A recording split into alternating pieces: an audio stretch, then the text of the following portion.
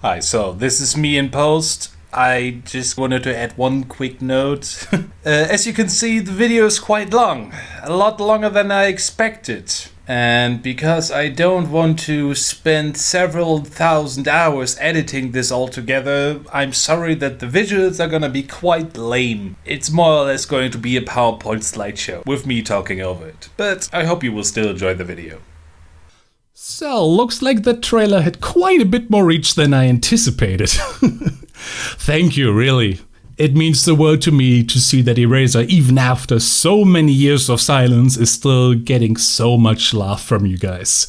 Because that trailer was a little bit short and didn't really show off much of what you can expect from the update, I want to take this video to take you onto a journey, explaining a little bit about what you can expect. First and foremost, what the hell even is this update? Because it's actually quite a unique situation compared to the previous 6 versions. Those were always small incremental changes and bug fixes while keeping the overall core experience of the game unchanged. This time things were a little bit different though. I didn't just randomly add stuff that I thought was cool.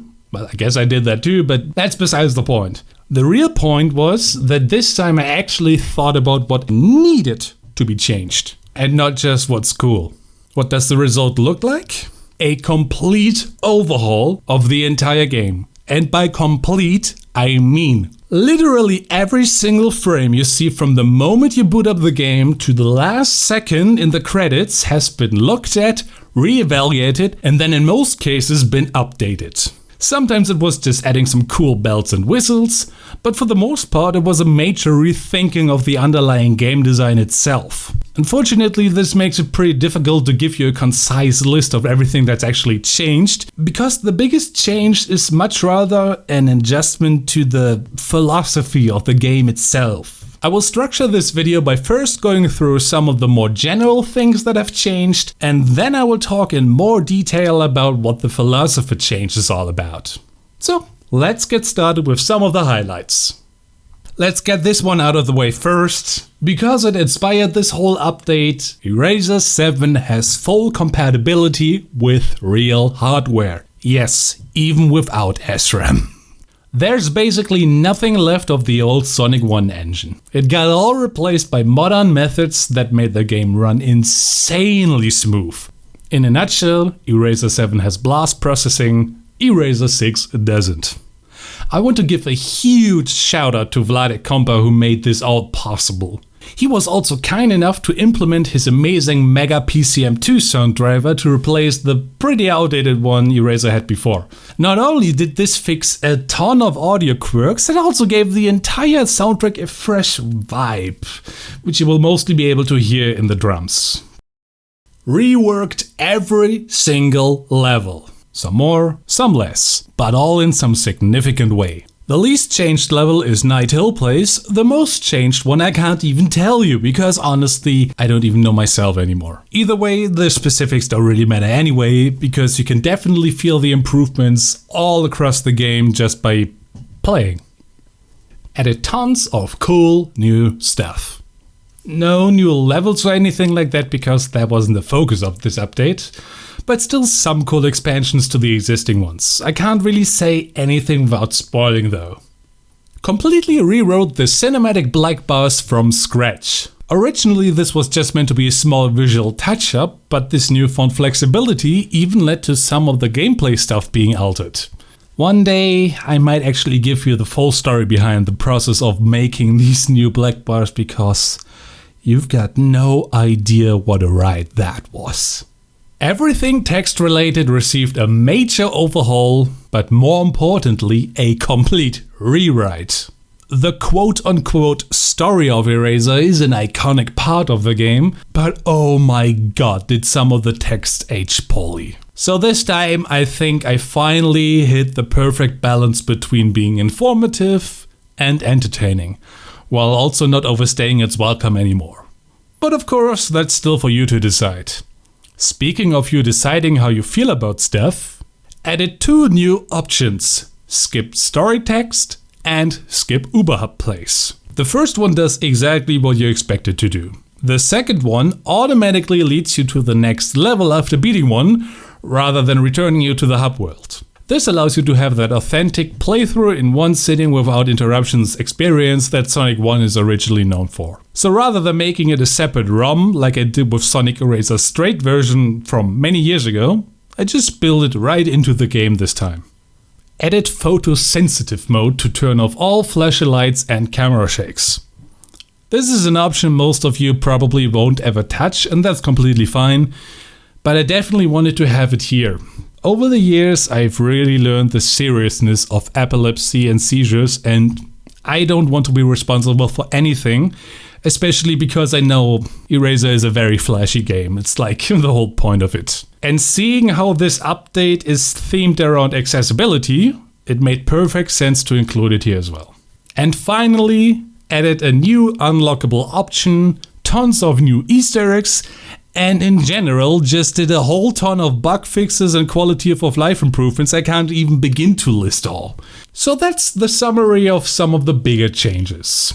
Now, let's talk about the philosophy shift I mentioned earlier.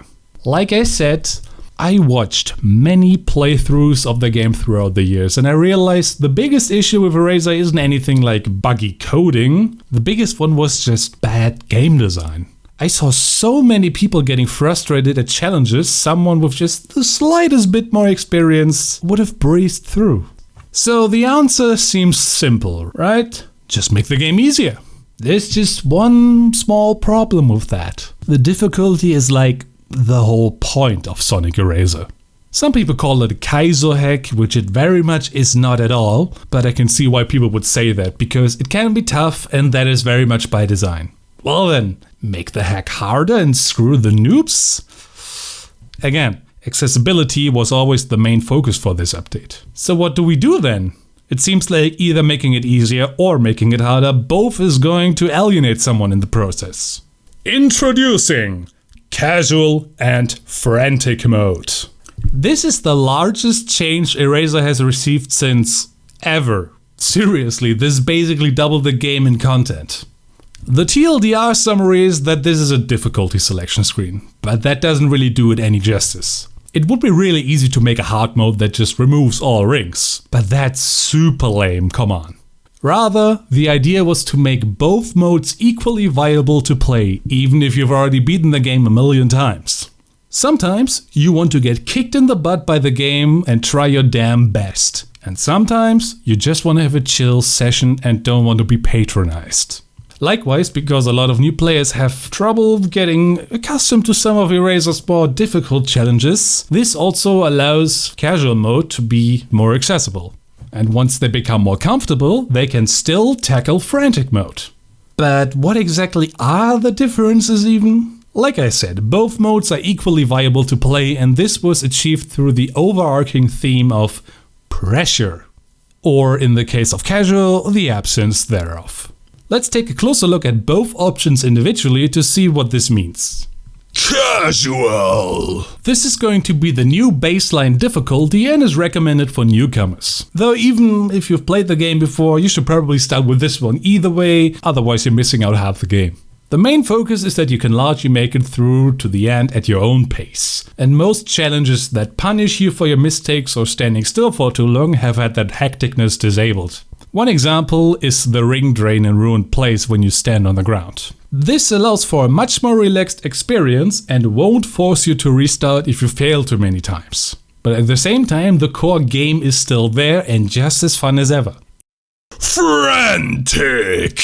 If casual was the mode that reduced pressure, Frantic is the exact opposite. It has a lot of raw adjustments to make it harder, sure. At the end of the day, it's the hard mode of ERaZor. But your biggest new challenge is more along the lines of removing the idea of taking it easy itself. This is largely done through two major changes: increased punishments and reduced downtime. In other words, this is not a regular hard mode. It's specifically about keeping you going at all times. Awareness and quick reflexes are a must if you want to make it through to the end. But that's not everything. You see, one of my favorite things to do is throwing curveballs. And Frantic mode gave me the perfect opportunity to do that a couple times. And that covers the general idea of casual and frantic mode. And it also wraps up this video with everything I could tell you without spoiling anything. I really hope this was interesting for you. I really hope you will play Sonic ERaZor when it comes out. I really hope you'll enjoy this remaster and leave the previous 6 versions collecting dust in the discount bin, because honestly that's where they belong. I just really hope this truly is going to be the final version of Sonic ERaZor, because if there's ever going to be a Sonic ERaZor 8, I will probably go insane. Thank you for watching. Bye bye.